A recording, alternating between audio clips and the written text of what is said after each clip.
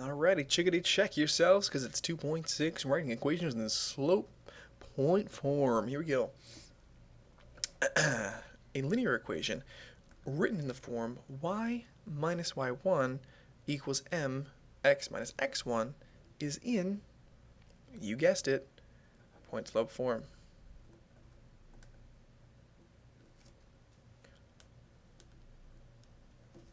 Alrighty, now let's take a look at what all these little variables and everything in this equation actually mean, because it can get confusing being that there are multiple y's and multiple x's. What I really want to point out first of all is that this y and this x are the actual variables. Those are the same variables that you would see in y equals mx plus b. You don't put numbers in for them.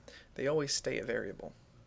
These, however, y1, x1, come from a coordinate point, and slope, obviously, m, still slope. But these two, x and y, come from a specific coordinate point that the line happens to pass through. Right? So what you need in order to create an equation with this form is simply the slope and a point on the line. All right? Seems simple enough. So let's write an equation that has a slope of 2/3 and that goes through the point -6, 1. Alright, according to this up here, it should be pretty easy. All I really need is y minus y1 equals mx minus x1. Keeping in mind that m is the slope and y1, x1 relates to the coordinate point that the equation passes through.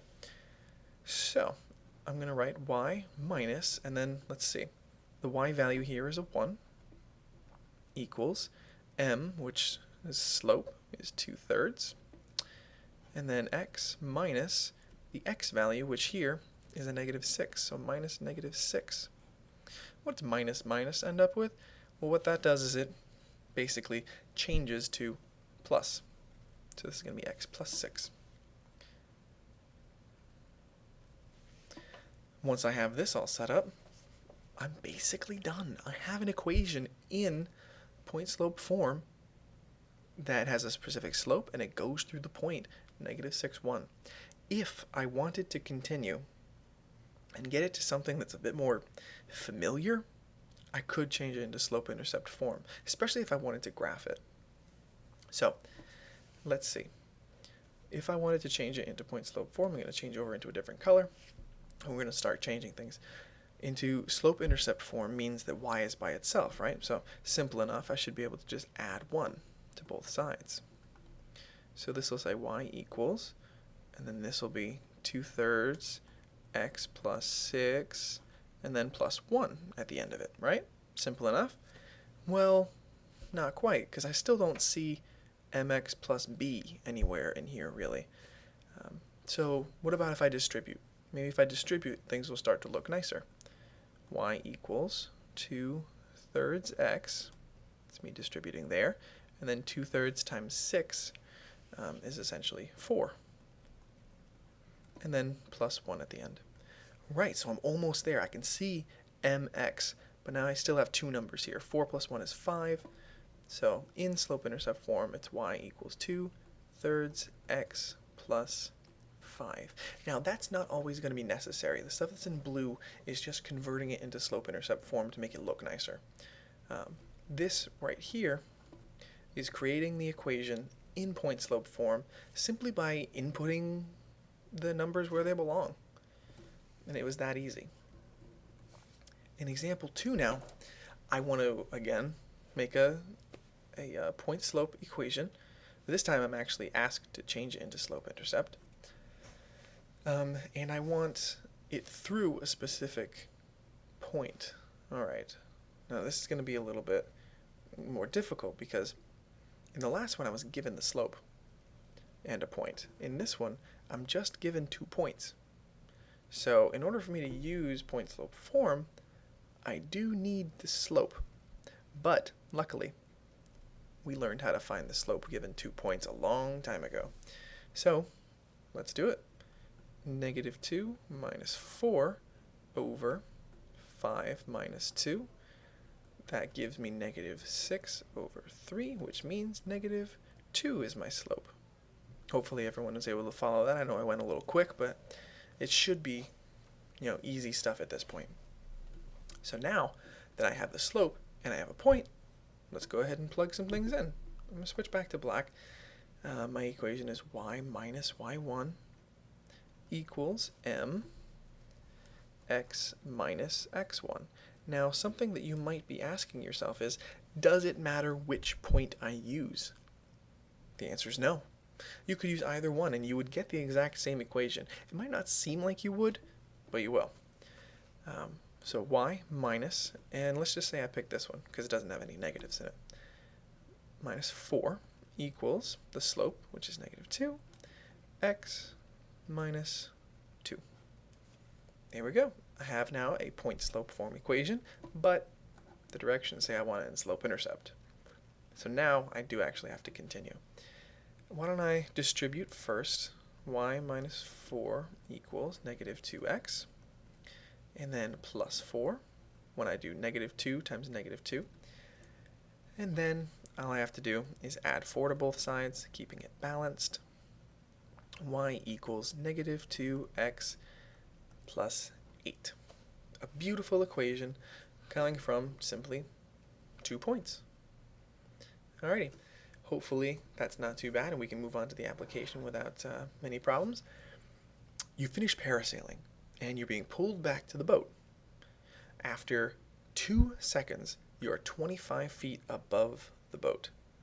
Write and graph an equation that represents your height, y, above the boat after x seconds. Very, very interesting.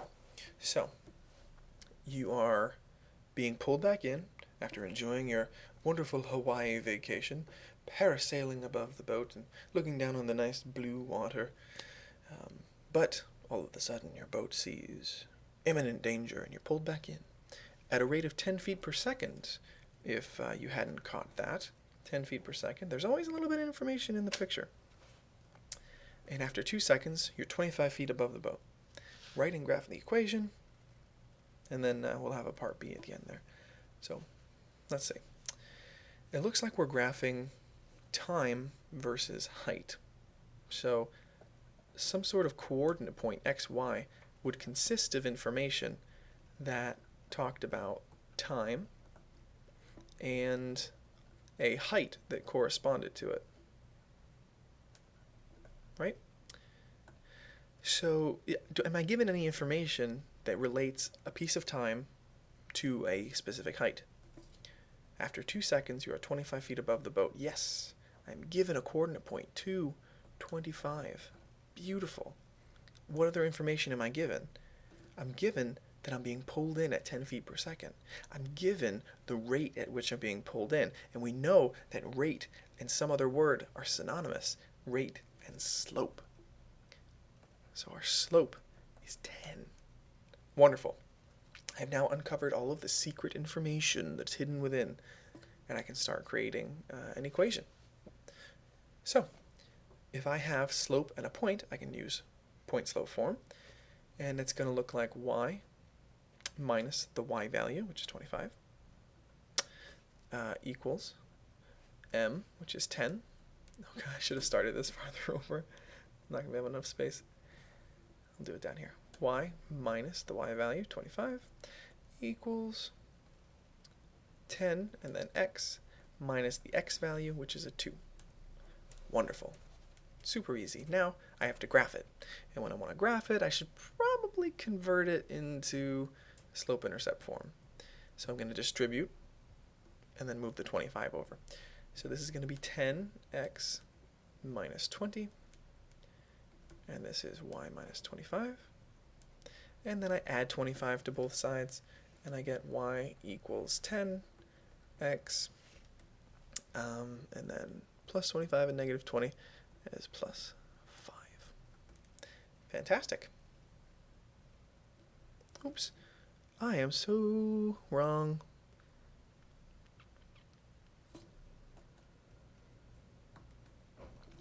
I made a mistake. And I wonder if anybody caught it. Please let me know when you come in if you had caught this while I was doing it. This information is given 10 feet per second, and that's how far you're being reeled in, yes, but it's very important which direction you're going. You're being reeled in at 10 feet per second, meaning you are lowering in altitude. So this should be a negative 10. So when I distribute, these numbers are going to change. That's going to be a positive 20 and negative 10x. And when I add 25 to it, that makes this 45. So I'm going to rewrite that. Whoa there. It's a lot bigger than I thought it was. So let's start that over.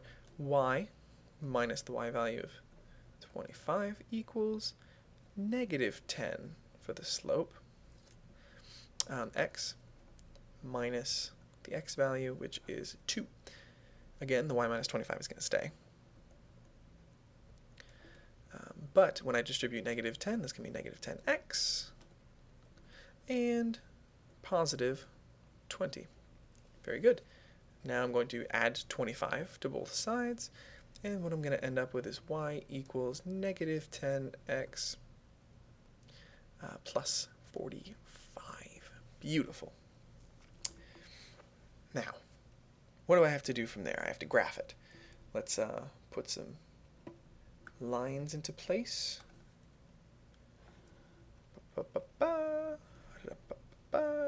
Beautiful. And let's graph a little bit. I know the y-intercept is going to be 45. Let's say I'm going to count by 5s. 5, 10, 15, 20, 25, 30, 35, 40, 45. Put that up there. I'm counting by 5s here. And then on the right, let's say, I'm just going to go by 1s because I'm looking at time. So these are so many seconds. 1 second, 2 seconds, 3 seconds, 4 seconds, 5 seconds. So I know that at 0 seconds, I'm at 45. And I also know the point 2, 25. So 2 and 15, 20, 25. I could create a line right through there. Very good. Fantastic. At what height were you parasailing? So what was the highest point that I was at before I started getting reeled in? That is the y-intercept of 45. Luckily, I realized my mistake and went back, or else all of those answers would have been incorrect. Fantastic. So, hopefully I didn't confuse you too much with that little mix-up there. Good luck with the assigned problems. If you have questions, if there's anything going on, please write them down. We'll make sure that we figure it all out. And I will see you guys in class.